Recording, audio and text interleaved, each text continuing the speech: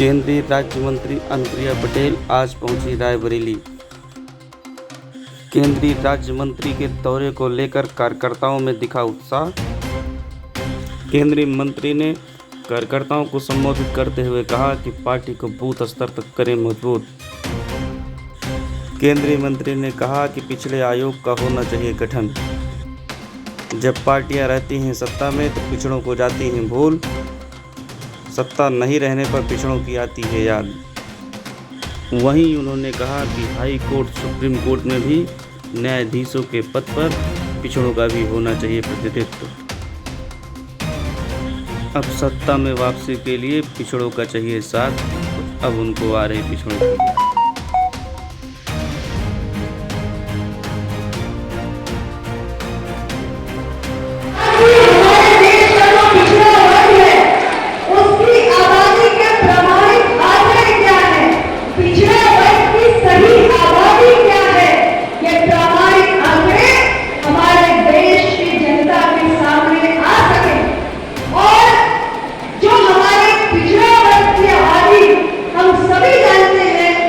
सबसे ज्यादा आबादी पिछड़ा वर्ग की है, तो इसलिए उनके मसले, उनकी समस्याओं के समाधान के लिए हमारे देश के अंदर पिछड़ा